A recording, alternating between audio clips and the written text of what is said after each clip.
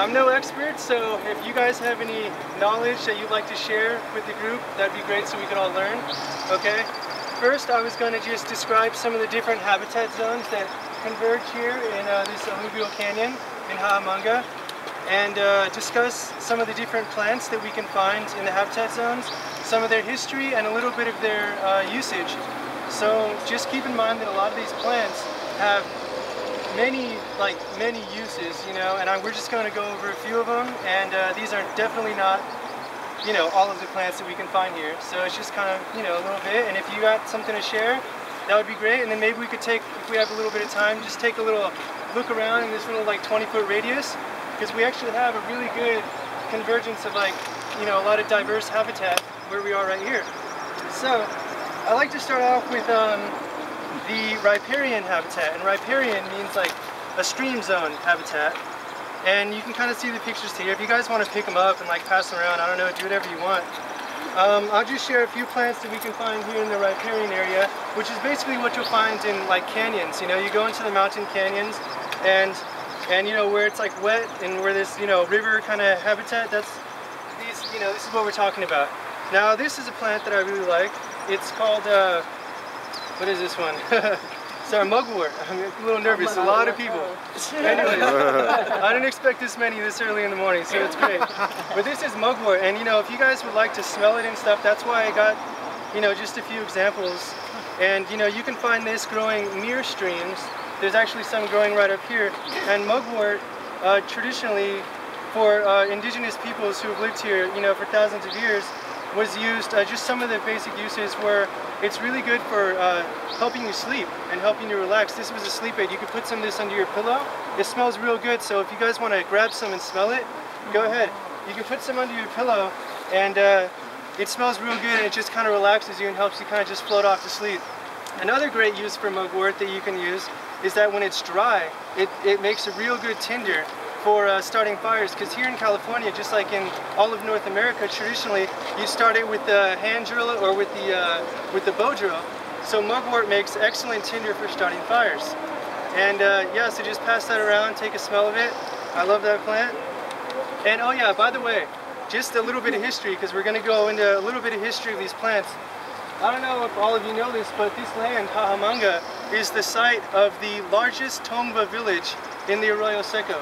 And it's strategically placed with Millard Canyon, which is over there, you know, up north in the Arroyo, because that was like a highway, like a trade route over the mountains to trade with people in the desert. And so this was the largest site along the Arroyo Seco. It's where Portola, Spanish explorer in the 1700s, came and met Chief Hahamongna and converted him.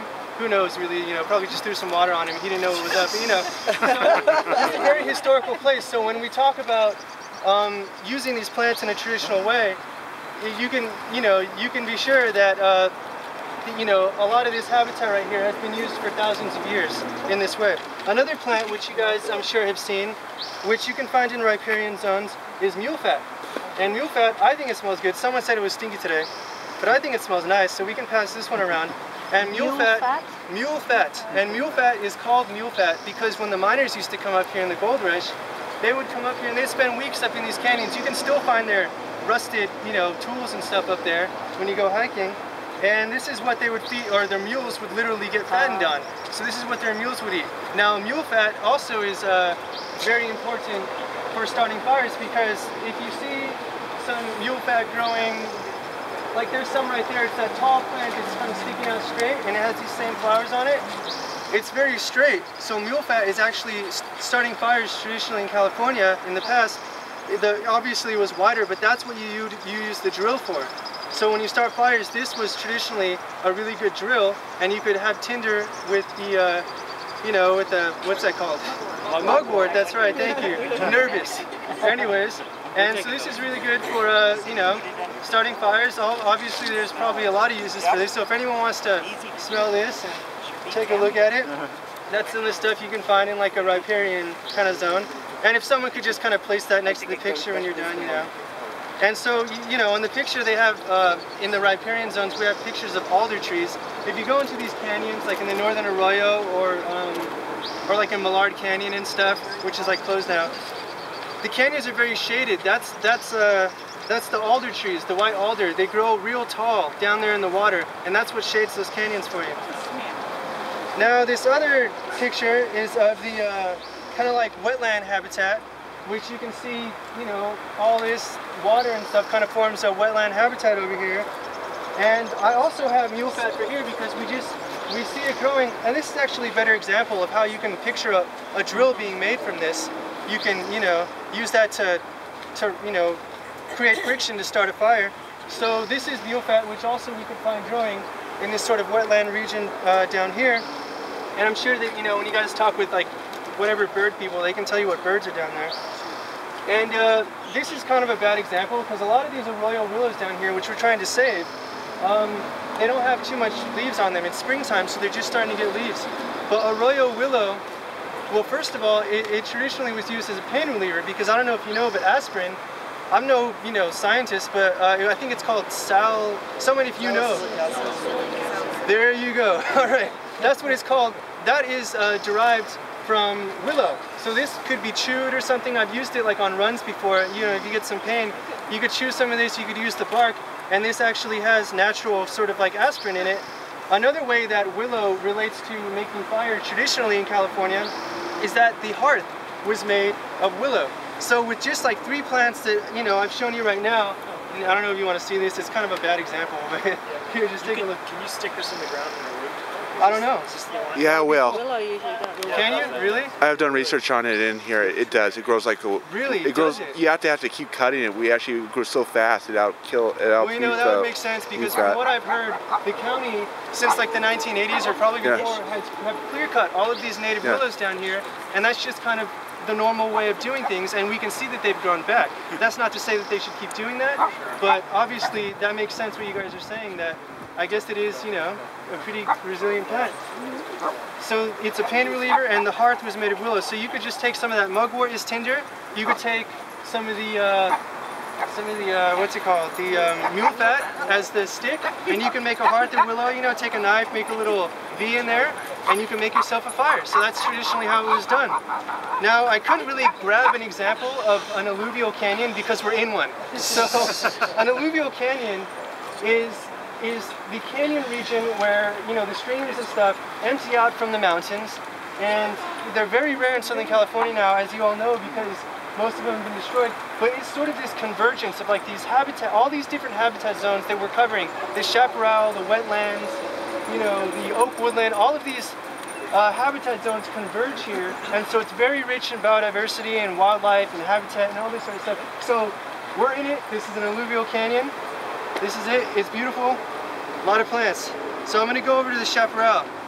Now this is the stuff that you see. You look at those mountains, and obviously, you know, a lot of it to the left of that tall peak up there, Mount Low, has been burned. But you can see that rich, dark stuff growing right there, where it's even up on this hill and stuff. It's just, you know, like this sun-drenched, like dry habitat. Well, this is chaparral. And the plant I want to start with, because it is traditionally the most important plant in California. That's right. Did you say white sage? My favorite plant, white sage. This is my favorite one. And I took this from my yard, so don't worry. But white sage traditionally is the most, and it still is, the most important plant in California medicinally and spiritually.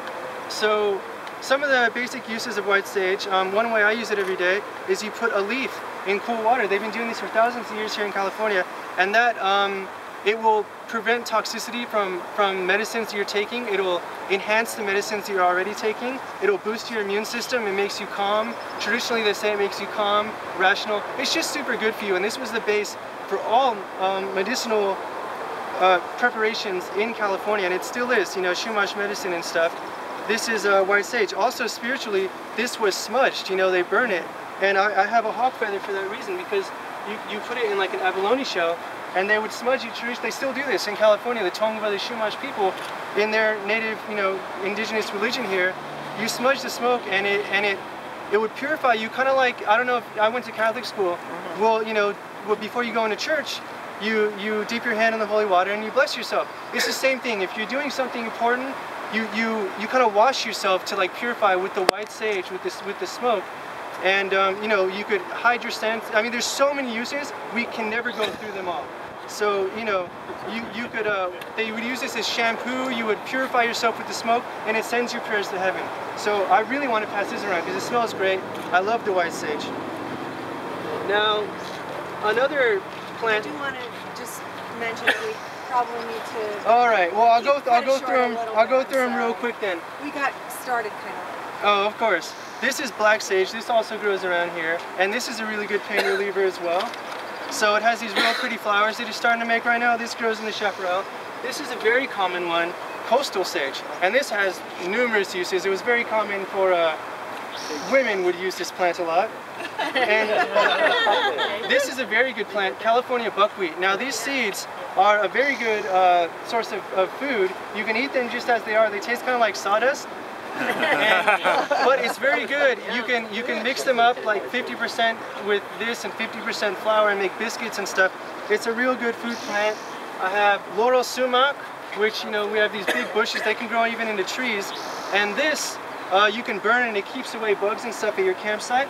I have a really good book that if you guys want to learn more about this stuff, it's written by someone who I took a few classes with, a few people. It's called Healing with Medicinal Plants of the West. It's really good because it incorporates scientific, like chemical type stuff, with also the Chumash religion and all that sort of stuff.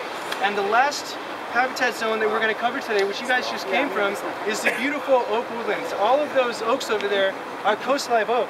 And so I have here, as you can all see, a bunch of acorns because these were the staple food in California for thousands of years here.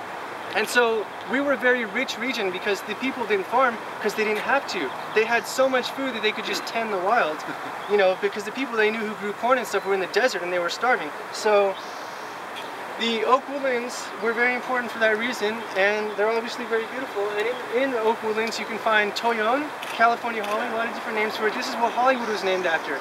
If you dry these, they're very delicious berries. If you dry them, they taste really good. And I don't know if you guys have heard of elderberry wine, elderberry jam. This is elderberry. These are kind of dry and nasty, but they're just starting to make flowers right now. Later on in the spring, they'll make their berries. You can dry them. They're very delicious. You can make jams out of them. You can make wine out of them. So this is elderberry. It's like those bright green trees you see up there. That's elderberry. These are going to start making berries very soon. So if you guys have anything to share, or what's with the tequila? Well, I can't find any agave here right now, but agave is a plant that you will commonly find here in, you know, the dry, like chaparral areas. I'm sure you see it. It sends up these big stalks, and it's what tequila is traditionally made out of. There's different types of agave, and I'm actually making a medicine right now. It's fermenting out of tequila because I like that it's made of agave. I learned this from the woman who wrote this book, from the people who wrote this book, Cecilia Garcia. She's a Chumash healer, and it worked because I had a knee injury from hiking across Catalina for 5 days right here. I put some of this stuff on. You extract the coastal sage. It's a great pain reliever. You extract it in here, and I'm still waiting for it. It's going to be done on March 10th. It takes like a couple of months. And you can take a cotton ball and apply that to anywhere you have pain. In our class, we had people rubbing their shoulders and their elbows. I went into the bathroom and took off my pants, put it on my knee, you know, and I didn't run for 2 months. I was, you know, very hurt. I had a iliotibial, you know, band syndrome over here. And I ran for the first time in 2 months, and I just got that again from overuse again on my other knee, and it's actually better today for some reason. But I'm fermenting this stuff, the coastal sage, in with the tequila, and March 10th I'm going to put it on my knee and I'll be out running. So well,